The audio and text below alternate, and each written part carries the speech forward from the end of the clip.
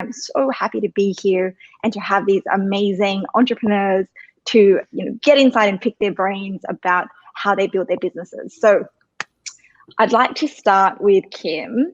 Can you please tell me a little bit about some of your learning journey, right? Because you've mentioned these big names that you've worked with, but that didn't come overnight. Tell me a little bit about what you've learned as a founder, and what are some of the challenges that you've come through that you're most proud of?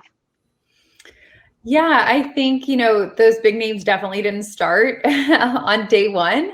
I think one big lesson that I've learned is that your reputation is everything in my industry, especially, which is entertainment. It's very much like you see in the movies. It's very old school. It's very boys club. It's very, my dad worked with your dad, and now we're the next gen of people working together. And so to sort of break into that, you need to nuzzle up to the right people and understand who does what and sort of where the political lines are. And then I think you really have to watch your reputation in all ways possible. I think a lot of times with entrepreneurs, the sort of mind frame is, throw gasoline on the fire, make as much money as possible, revenue, grow. And what I really realized is that it's actually not about revenue and growth, at least again in an entertainment industry. It's about fostering relationships. I would rather work on a relationship for 2 years that made me no money, and then at the end of that 2-year relationship, get a deal with Oprah, than to work on something in the beginning, have it explode and burn it.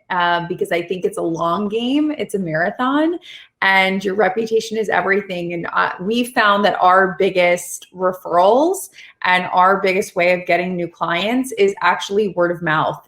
About 75% of our clients are repeat clients. And when you do a good job and do what's right for the consumer and for your client and not necessarily what's right for you, my CFO would kill me. We've done business deals that don't make sense. We've lost money on deals, but you won't find anybody who most likely won't recommend us to somebody else because they know at the end of the day that we have their best interests in mind. And I think that in the long run is worth its weight in gold. So I think the way that we've been able to leverage and get more and more of these really high profile, high name artists and industries and brands is through word of mouth and really starting small and over the last 9 years working our way up. And just a follow-up question to this notion of reputation, how do you build that when you're starting out? When you don't have the big names behind you, you're just trying to get your first customer or your first beta trial. How do you build a reputation that way? I think building a reputation also starts with getting amazing mentors. If you're just thinking about starting a business or you're within 6 months or a year of starting your business, I know it was one of the biggest mistakes I had, which is not asking for help and not getting a mentor sooner. And people get really scared of the word mentor.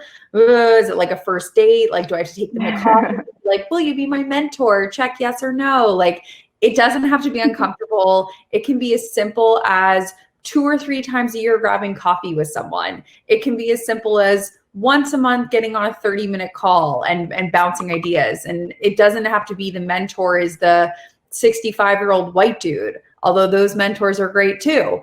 I have mentors that are 35-year-old other female founders who are just ahead of me.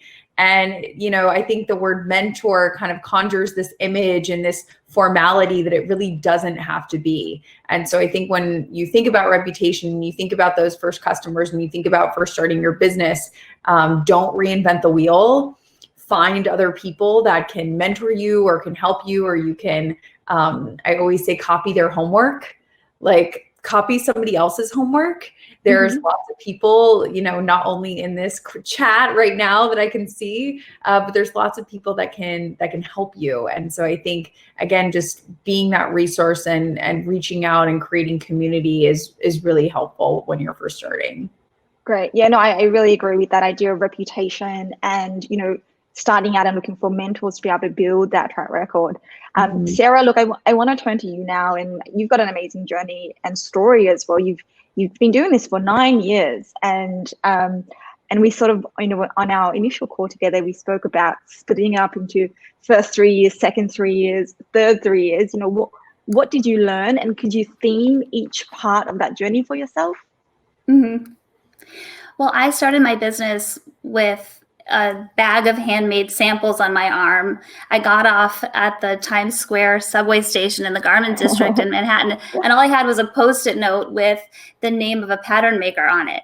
And so I pretty much had to figure out everything really from scratch. And that's one thing that I found in starting my business is, there's no manual for it. You can't, someone can't just tell you how to do it. Like, I really just had to figure it out myself. And I had to figure out supply chain. How do I get the product made? I mean, negotiating a deal for a Fortune 50 company was a lot different than negotiating an order for 50 pink wrap dresses on 39th Street. It's just a totally different skill set.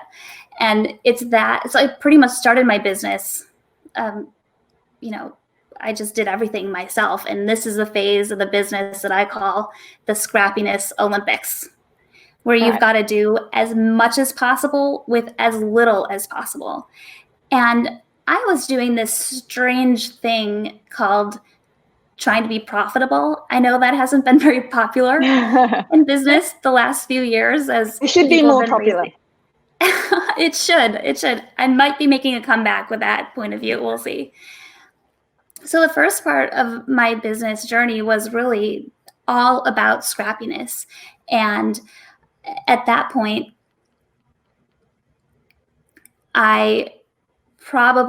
one of my do-overs, I would say, would be to probably bring in help a little bit sooner. I think I waited too long. And because I bootstrapped my company, I had to be outrageously risk averse. And one thing I did right, though, is that I was very focused about what I was doing. I wasn't trying to be everything to everybody. As entrepreneurs, I think we tend to be idea people, and we've got all these great concepts of like, oh, we could do this, we could do this. And once I started having success, I realized that, well, I really could do anything, but should I? And so saying no to things like, no, we're not going to do a kids line right now. No, we're not going to do a high price line and a low price line. Like, these things that could be opportunities that just end up being distractions for me and the rest of my team. So that was an important lesson that I learned.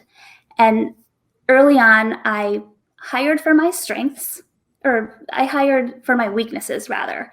So there are definitely things that I'm great at and definitely things that I'm not great at. So my first hire was somebody who was kind of making up for things that I lacked that the company needed. So my first hire was a classically trained designer who could really like design in this way that I couldn't, because I never went to fashion school. So we would be sitting down and going over everything that needs to happen. Like, okay, you do this and I'll do this, and everything had to get done, right? But it was just the two of us. Later on, my hiring became more about hiring away my strengths.